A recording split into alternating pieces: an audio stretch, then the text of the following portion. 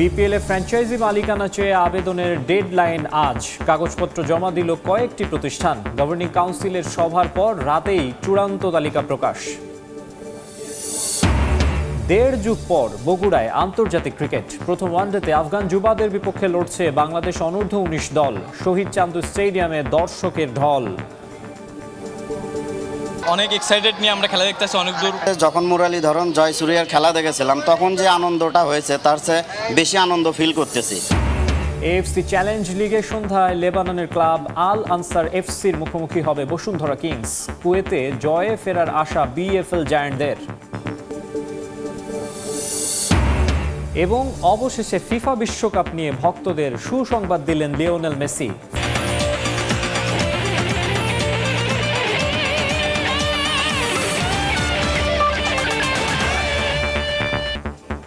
বিশ্বের নানা প্রান্তের খেলাধুলার খবর নিয়ে আমাদের নিয়মিত আয়োজন খেলার সময়, আর এই আয়োজনে আপনাদের সঙ্গে আছি আমি মাকসুম আলম খান। শেষ ওভারে তানজিম সাকিবের দেয়া ২২ রান দলকে নাগালের বাইরে নিয়ে যায় ম্যাচ। অধিনায়কের ভুল সিদ্ধান্তে ম্যাচ হেরেছে বাংলাদেশ। ওয়েস্ট ইন্ডিজের বিপক্ষে ম্যাচ দেখে এমন ক্ষুব্ধ প্রতিক্রিয়া জানিয়েছেন সমর্থকরা। তাদের মতে টাইগারদের টপ আর মিডল অর্ডার প্রতিপক্ষের পরিকল্পনা দেখেও কিছুই শিক্ষা নেয়নি। এমন পারফরমেন্সের কারণে সাকিবকে আবারও দলে ফেরানোর দাবি জানিয়েছেন সমর্থকরা। আশা জাগিয়ে ম্যাচ শেষে হতাশার গল্প, নতুন মঞ্চে পুরনো চিত্রনাট্য।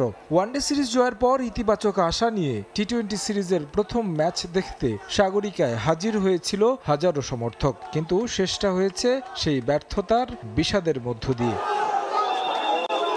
মোমেন্টাম ধরে রাখতে না পারা, পরিকল্পনার সঠিক বাস্তবায়নের অভাবে নাগালে থাকা বহু ম্যাচ হাতছাড়া হয়েছে টাইগারদের। অথচ এদিনও সুযোগ ছিল, কিন্তু তানজিম সাকিবের এক ওভারেই যেন সব শেষ। সেই ওভার নিয়ে এভাবেই আক্ষেপ প্রকাশ করলেন সমর্থকরা। তানজিম সাকিবের লাস্ট ওভারে বোলিংটা খুবই হতাশ করছে, যার কারণে বাংলাদেশ এখন হেরে গেছে। আর ওদের মেনলি হচ্ছে মেবি ওদের আরও বেশি কনসেন্ট্রেট করা দরকার। ওরা খেলাতে হয়তো বা অতটা কনসেন্ট্রেট করতেছে না। দর্শক অনেক আশা করেই আসে, অনেক কষ্টের সময় বের করেই খেলা দেখতে আসে। সেক্ষেত্রে অল্প কিছু রানের জন্য সে সময়ে হচ্ছে হেরে যাওয়া বা সবসময় নিরাশ হওয়া। এশিয়া কাপেও সেমভাবে আমরা হচ্ছে নিরাশ হয়েছি। তো এক্ষেত্রে বাংলাদেশ দলের আরেকটু ইমপ্রুভ করার দরকার। তানজিম সাকিব লাস্ট ওভারে যে রানটা ছিল বাংলাদেশের, সেটা বাংলাদেশ নেওয়ার যোগ্য ছিল, কিন্তু লাস্ট যে ওভারে 3টা ছক্কা মানে ওয়েস্ট ইন্ডিজের রান নিয়ে নিছে, যার কারণে লাস্ট ওভারে মানে বাংলাদেশ মানে পুরোপুরি রানটা কভার করতে পারে নাই। তানজিম সাকিব ভাই বল করেছিলেন, উনি যদি ওনাকে না দিয়ে একটা অন্য ওজনকে ওভার করার জন্য বলটা দেওয়া হতো, ওভারটা দেওয়া হতো, তাহলে একবারে 22 রান হতো না।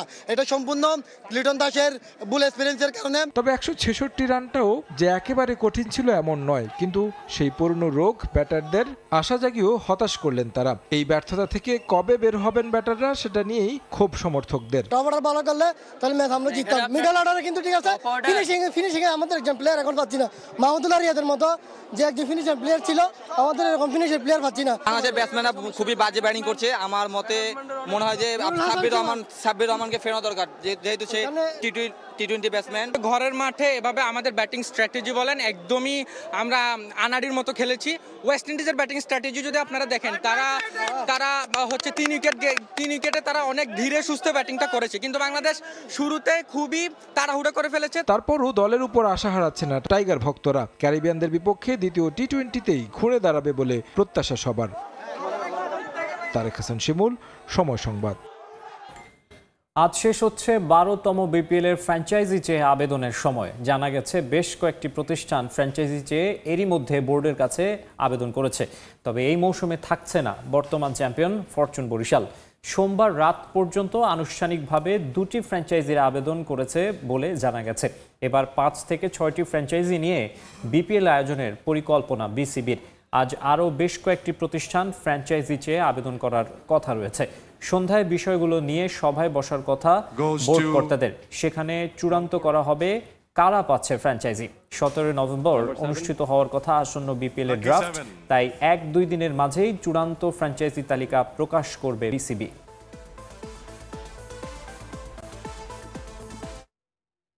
দেড় যুগ পর বগুড়ায় ফিরল আন্তর্জাতিক ক্রিকেট। 5 ম্যাচ সিরিজের প্রথম ওয়ানডেতে আফগান যুবাদের মুখোমুখি হয়েছে বাংলাদেশ অনূর্ধ্ব-19 দল। এই মুহূর্তে শহীদ চান্দু স্টেডিয়ামে রয়েছেন রিপোর্টার আব্দুল আওয়াল। আমরা সরাসরি চলে যাচ্ছি তার কাছে। আওয়াল, এই যেন ঠিক আসলে ইতিহাসের মহেন্দ্রক্ষণের সাক্ষী। দীর্ঘ 19 বছর অর্থাৎ প্রায় 2 দশকের খরা কাটিয়ে বগুড়া শহীদ চান্দু স্টেডিয়ামে কিন্তু আন্তর্জাতিক যে ক্রিকেট সেটি ফিরেছে।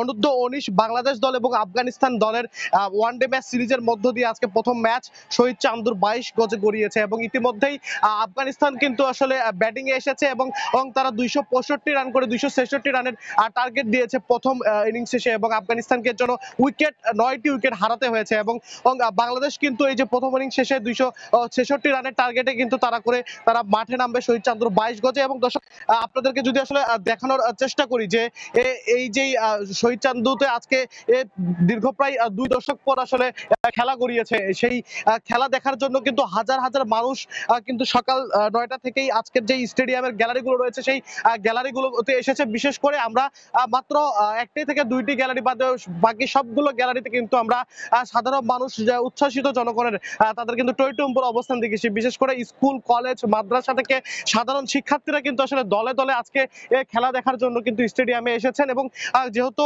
এই যে ম্যাচটি ঘিরে সাধারণ শিক্ষার্থীদের জন্য বিনামূল্যে টিকিটের ব্যবস্থা ছিল, এই জন্য তারা উচ্ছ্বাসিত হয়ে এসেছেন। এর পাশাপাশি কিন্তু আমরা দেখেছি যে অনেক পরিবার তাদের এর পরিবার পরিজন নিয়েও কিন্তু আজকের যে 2 দশক পরে আন্তর্জাতিক খেলা আসলে শহীদ চান্দুতে গড়িয়েছে সেই খেলাটি উপভোগ করার জন্য কিন্তু আজকে এখানে মাঠে এসেছেন। এবং খেলার চিত্র যদি এই দর্শক আপনাদেরকে বোঝানোর চেষ্টা করি যে 8টি উইকেট আফগানিস্তান হারিয়েছে। প্রথম থেকে কিন্তু আসলে তারা কিছুটা ধাক্কা খেলেও অজিউল্লাহ মিডল অর্ডার যে ব্যাটসম্যান ছিল ও আফগানিস্তানের তার সেঞ্চুরিতে কিন্তু আসলে আফগানিস্তান যে তাদের যে উইকেট হারাচ্ছিল সেই ভারসাম্য রক্ষা করে একটি বড় সংগ্রহের পথে আসলে দাঁড়িয়েছে।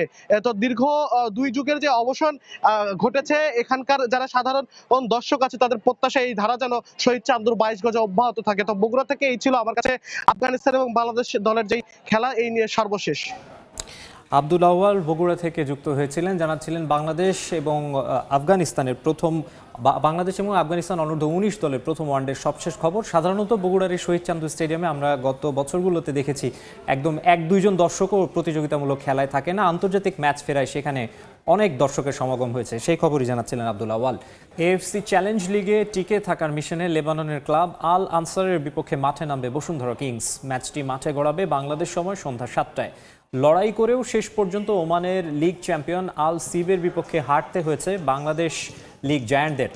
চ্যালেঞ্জ লিগের কোয়ার্টার ফাইনালে যেতে আল আনসারের বিপক্ষে জিততেই হবে কিংসকে। প্রতিপক্ষ আগের ম্যাচে কুয়েতের ক্লাবের কাছে বসুন্ধরার সমান 3-2 ব্যবধানে হেরেছে। শক্তিমত্তায় বেশ এগিয়ে আল আনসার। এএফসি চ্যালেঞ্জ কাপে বেশ কয়েকবার খেলেছে আল আনসার। প্রবাসী সমর্থকরা মাঠে গিয়ে সমর্থন জানাচ্ছে দলকে, তাই জয়ের ব্যাপারে আশাবাদী রাকিব তপুরা।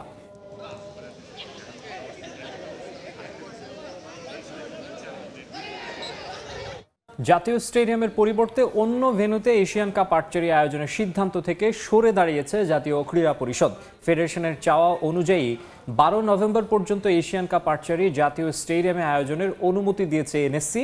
তবে টুর্নামেন্টের ফাইনাল আর্মি স্টেডিয়ামে আয়োজন করার পরিকল্পনা করছে বাংলাদেশ আর্চারি ফেডারেশন। আর্চারিতে আয়োজিত হতে যাচ্ছে দেশের ইতিহাসের অন্যতম বড় টুর্নামেন্ট। এশিয়ান কাপ আর্চারিতে অংশ নেবে 29 থেকে 30টি দেশের প্রায় 400-ও বেশি আর্চার ও কর্মকর্তা, যা বাংলাদেশে এই প্রথম। তবে এই টুর্নামেন্টের ভেন্যু ঘিরে তৈরি হয়েছিল শঙ্কা ও উৎকণ্ঠা। প্রায় একই সময়ে জাতীয় স্টেডিয়ামে বাংলাদেশ ফুটবল দলের খেলা পড়ে যাওয়ায় মূলত সৃষ্টি হয় সংকট। তবে ফুটবলকে প্রাধান্য দিয়ে এশিয়ান কাপ আর্চারির ভেন্যু পরিবর্তনের সিদ্ধান্ত নেন যুব ও ক্রীড়া উপদেষ্টা আসিফ মাহমুদ সজীব ভুঁইয়া। তবে আর্চারি ফেডারেশনের অনুরোধে সেই সিদ্ধান্ত থেকে সরে এসেছে জাতীয় ক্রীড়া পরিষদ। নভেম্বরের 12 তারিখ পর্যন্ত জাতীয় স্টেডিয়াম ঢাকায় এশিয়ান কাপ আর্চারি আয়োজনের অনুমতি দিয়েছে এনএসসি। ফুটবল ফেডারেশনকে আমরা রেসপেক্ট করি এবং আমাদের মাননীয় অ্যাডভাইজার যিনি আছেন উনিও তো বললেন যেটা আমাদেরকে শেষ মধ্যে দিয়েছেন। তো 12 তারিখ পর্যন্ত আমাদের অ্যালাউ করেছে। তো এটা আমাদেরও তখন আর কি কিছুটা আমাদের রেসপন্সিবিলিটি বেড়ে গেছে। তো আমরা ওয়ার্ল্ডের সাথে যোগাযোগ করেছি এবং আমাদের যারা টেকনিক্যাল পার্সন তাদের যোগাযোগ করে আমরা অ্যাকচুয়ালি খেলা 2টা পার্ট করে বুঝিয়েছি। এইভাবে 2টা পার্ট, প্রথমটা হচ্ছে আপ টু সেমিফাইনাল, কিন্তু ফাইনালগুলো যেহেতু ফাইনাল ভেন্যু আমরা ওইভাবে এটাকে আলাদা করে নিচ্ছি। সেমিফাইনাল পর্যন্ত জাতীয় স্টেডিয়ামে খেলা চললেও টুর্নামেন্টের বাকি অংশ আর্মি স্টেডিয়ামে আয়োজন করার পরিকল্পনা করছে বাংলাদেশ আর্চারি ফেডারেশন। তাতে বেড়েছে টুর্নামেন্টের খরচও। তবে হোস্ট ভেন্যু হিসেবে জাতীয় স্টেডিয়াম পরিবর্তন করা হলে ফেডারেশনের উপর নেমে আসতে পারে জরিমানার খরচ। আমরা 12 তারিখ পর্যন্ত যদি খেলি অ্যাটলিস্ট আমরা পেনাল্টি থেকে বেঁচে গেলাম। আর কোনোদিন 3 মাস আগে ভেন্যু চেঞ্জ করা যায়, কোনোদিন 1 সপ্তাহ আগে ভেন্যু চেঞ্জ করা যায় না। সম্মিলিত ওয়ার্কে তো সব কিছু করে দেয়, সবাই মিলে কাজ করলে সব কিছু ইজি হয়ে যায়। আমরা ওই 12 তারিখ দুপুরের মধ্যে 3টার মধ্যে আমরা মাঠ ছেড়ে দিতে পারবো ইনশাল্লাহ, যদি কোনো দৈব দুর্বিপাক না হয়। আমরা এখন পর্যন্ত শিডিউলটা সুন্দর হয়ে আছে। তবে আমরা আরেকটা আবদার করব, এটা আবদার মানে কি বেশি ব্যয়বহুল আবদার না, যে আমরা খেলাগুলোকে স্মুথলি চালাবার জন্য আমরা হয়তো 11 তারিখ ফ্লাড লাইটটা আমাদের ইউজ করতে হতে পারে। শুধু এশিয়ান কাপ আর্চারি নয়, টুর্নামেন্ট চলাকালীন ঢাকায় আয়োজিত হবে এশিয়ান আর্চারির এজিএম, যেখানে সভাপতি পদপ্রার্থী বাংলাদেশ আর্চারি ফেডারেশনের সাবেক সাধারণ সম্পাদক কাজী রাজিবউদ্দিন আহমেদ চপল। ফাহিম ইসলাম, সময় সংবাদ, ঢাকা। 2026 বিশ্বকাপ খেলবেন লিওনেল মেসি, তবে তা নির্ভর করবে শারীরিকভাবে ফিট থাকার উপর। আসন্ন বিশ্বকাপ নিয়ে এর আগে সরাসরি কিছু না বললেও যুক্তরাষ্ট্র ভিত্তিক একটি গণমাধ্যমে খোলামেলা কথা বলেছেন এই আর্জেন্টাইন বিশ্বকাপ জয়ী তারকা। তবে বর্তমান পারফরমেন্সে পরবর্তী বিশ্বকাপ খেলার ব্যাপারেও আশাবাদী তিনি। লিওনেল মেসি 2026 বিশ্বকাপ খেলবেন কি খেলবেন না সেটা নিয়ে নানা পক্ষের নানা মত। তবে ভক্ত সমর্থকরা ধরেই নিয়েছেন আর্জেন্টাইন সুপারস্টারকে দেখা যাবে আসন্ন বিশ্বকাপে। সরাসরি না বললেও একেবারে উড়িয়েও দেননি না খেলার ব্যাপারে। সময় যত ঘনিয়ে আসছে কৌতূহল বাড়ছে মেসির বিশ্বকাপে অংশ নেয়া না নেয়া নিয়ে। রাজশাহীর পর্যটন মোটেলে সমসাময়িক রাজনৈতিক বিষয়ে সংবাদ সম্মেলন করছে জাতীয় নাগরিক পার্টি। সেখানে বক্তব্য রাখছেন দলটির আহ্বায়ক নাহিদ ইসলাম। সরাসরি যাচ্ছে সেখানে। করেছে সংবিধান সংস্কার বিষয়ে, সেই বিষয়গুলো সম্পূর্ণ গণভোটে যাবে এবং জনগণ রায় দেবে সেই বিষয়গুলো পরিবর্তিত হবে কিনা আমাদের সংবিধানে। দ্বিতীয়ত আমরা বলেছি যে গণভোটের মাধ্যমে অনুমোদিত হবে এবং এই যে আদেশটা, এই আদেশটা হচ্ছে ডক্টর মোহাম্মদ ইউনূস জারি করবেন। ডক্টর মোহাম্মদ ইউনূস কর্তৃক আসবেন, কারণ এই আদেশের বা এই সংস্কারের ভিত্তিটা হচ্ছে জুলাই গণ অভ্যুত্থান এবং জুলাই গণ অভ্যুত্থানের যে জনগণের সার্বভৌম ক্ষমতা। বিদ্যমান সংবিধানের অধীনে এই ধরনের সাংবিধানিক আদেশ দেওয়ার কোনো সুযোগ নাই এবং এই ধরনের সাংবিধানিক আদেশ বর্তমান যে প্রেসিডেন্ট আছেন চুপ্পু, তিনি কখনো এটা দিতে পারেন না। তার দেওয়াটা বৈধ হবে না, জনগণের কাছে বিশ্বাসযোগ্য, গ্রহণযোগ্য হবে না। ফলে ডক্টর মোহাম্মদ ইউনূস জুলাই গণ অভ্যুত্থানের বৈধতার জায়গা থেকে এই আদেশটি জারি করবেন এবং গণভোট হওয়ার পরে পরবর্তী যে সংসদ, সেটা একটা সংস্কার পরিষদ হওয়ার কথা, যেটা সবাই ঐক্যমত হয়েছে এবং যেখানে সংস্কারকৃত 2026 সংবিধান নামে এই সকল পরিবর্তিত বিষয়গুলো সন্নিবিষ্ট হবে। ফলে আমরা আশা করব যে জুলাই সনদ বাস্তবায়ন আদেশ বা যে সাংবিধানিক আদেশের কথা বলছি আমরা আজকে, যেটা বাস্তবায়ন করবে ঐক্যমত্য কমিশন, আমরা সেই বিষয়গুলো দেখতে পারবো এবং সরকারের জায়গা থেকে যখন সেই বিষয়গুলো নিশ্চিত করা হবে সেই মাত্রই আমরা জুলাই সনদ, যেই জুলাই সনদ তৈরি করা হয়েছে, জুলাই জাতীয় সনদ, সেখানে আমরা জাতীয় নাগরিক পার্টির পক্ষ থেকে আমরা স্বাক্ষর করব এবং আমরা সামনের দিকে আগাতে চাই। দ্বিতীয়ত হচ্ছে যে শাপলার বিষয়ে তাদের জিজ্ঞাসা, আমরাও এটা স্পষ্ট করেছি, শাপলা না দেওয়ার বিষয়টা নির্বাচন কমিশনের একটা স্বেচ্ছাচারিতা। কারণ সেই নির্বাচন কমিশন কোনো ধরনের ব্যাখ্যা ছাড়াই তার যদি একটা মনোবাসনা চাপিয়ে দিতে চায়, আমরা ধরে নিব নির্বাচন কমিশন অন্য কোনো শক্তির দ্বারা পরিচালিত হচ্ছে। এই নির্বাচন কমিশন স্বাধীন নয়, এই নির্বাচন কমিশন ন্যায় বিচার করতে সক্ষম নয় এবং এই নির্বাচন কমিশন আইন অনুযায়ী পরিচালিত হচ্ছে না, গায়ের জোরে পরিচালিত হচ্ছে। ফলে এই ধরনের একটি নির্বাচন কমিশনের অধীনে সুষ্ঠু নির্বাচন সম্ভব কিনা সে বিষয়ে জনগণের মধ্যে প্রশ্ন তৈরি হবে, আমাদের মনে প্রশ্ন তৈরি হবে। কিন্তু আমরা বলছি যে শাপলার যদি আমাদেরকে আইনি সাংবিধানিক ব্যাখ্যা দেওয়া হয় তখন আমরা অন্য যে কোনো প্রতীকে নিতে প্রস্তুত আছি। তবে আমরা এখন পর্যন্ত মনে করছি যে এখানে কোনো আইনি বাধা নেই।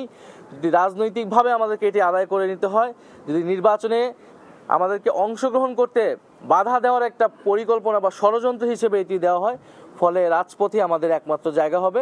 কিন্তু আমরা সেটা চাই না, আমরা গণতান্ত্রিকভাবে আমরা ইলেকশনের মধ্য দিয়ে আসলে সামনের দিকে এগোতে চাই। তৃতীয়ত নির্বাচনের বিষয়ে আমরা আমাদের নির্বাচনী কার্যক্রম থামিয়ে রাখিনি। আমরা নির্বাচনী কার্যক্রম, আমাদের সাংগঠনিক কাঠামো বিস্তৃতির সাথে সাথে আমাদের প্রার্থী বাছাই স্ক্রিনিং সেগুলো চলছে এবং আমরা বলেছি যে খুব শীঘ্রই আমরা আমাদের যে প্রার্থী তালিকা আমরা ঘোষণা করব এবং আমরা চাই যে আগামী সংসদে তরুণদের ভয়েস থাকবে। জুলাই গণ অভ্যুত্থানে যারা বাংলাদেশের বিভিন্ন প্রান্ত থেকে অংশগ্রহণ করেছে তাদের ভয়েস থাকবে। রাজশাহীতে ব্রিফিংয়ে কথা বলছেন এনসিপির আহ্বায়ক নাহিদ ইসলাম। বক্তব্যের বাকি অংশ দেখতে ভিজিট করুন সময় টিভির ফেসবুক পেজে। আবারও ফিরছি খেলার খবরে। মরণঘাতী রোগ স্ট্রোক সম্পর্কে নগরবাসীকে সচেতন করতে চট্টগ্রামে হয়ে গেল মিনি ম্যারাথন। বিশ্ব স্ট্রোক দিবস উপলক্ষে চট্টগ্রাম মেডিকেলের নিউরোলজি বিভাগ আয়োজন করে এই প্রতিযোগিতার। এই সময় নানা কর্মসূচির মাধ্যমে চিকিৎসকরা মস্তিষ্কের এই জটিল রোগের লক্ষণ, প্রতিকার এবং করণীয়গুলো তুলে ধরেন। অনেক বিশ্বাসের ক্যামেরায় শফিকুল আলমের রিপোর্ট। এই ম্যারাথন সুস্বাস্থ্যের জন্য।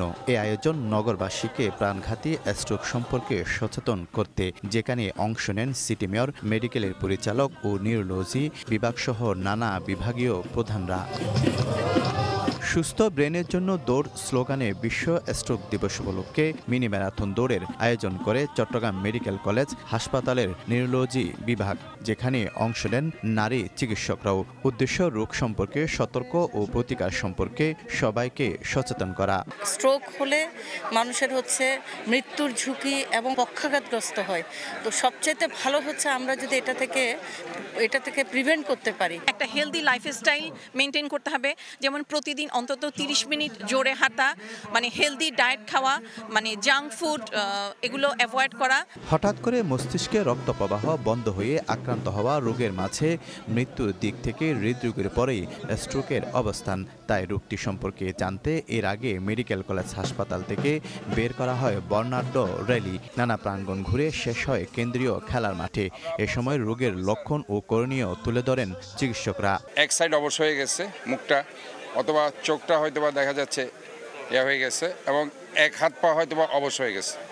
হয়তো আমি হাঁটছি, আমার মুখ বাঁকা হয়ে গেছে, অথবা আমার হাত অবশ্যই পা অবশ হয়ে যাচ্ছে, আমি বুঝতে পারছি না। এইসব দিকে যদি হয় আমাদেরকে শরণাপন্ন হতে হবে পাশে যে ডক্টরের কোনো সেন্টার থাকলে সেখানে, আদারওয়াইজ নিকটবর্তী হসপিটালে এসে আমাদেরকে চিকিৎসা করতে হবে। আমরা যদি কিছু বেসিক জিনিস ফলো করি, যেমন ধরেন আমরা রেগুলার যদি হাঁটাহাঁটি করি, আমরা রেগুলার যদি এক্সারসাইজ করি অথবা খেলাধুলা করি, তাহলে এই স্ট্রোকের হার অনেক কমে যাবে। আমাদের ফিজিক্যাল অ্যাক্টিভিটি যদি আমরা করতে পারি, এবং স্মোকিং, অ্যালকোহল, তারপর কিছু ডায়াবেটিস, কোলেস্ট্রল, এগুলো যদি আমরা মেনটেন করতে পারি, তাহলে কিন্তু আমাদের স্ট্রোক অনেক কমে যাবে। বিশ্ব স্বাস্থ্য সংস্থার তথ্য মতে বিশ্বে প্রতি বছর 1.5 কোটি মানুষ স্ট্রোকে আক্রান্ত হয়, আর বাংলাদেশে 1012 জন। অতি ঝুঁকিতে নিম্ন আয়ের দেশগুলো।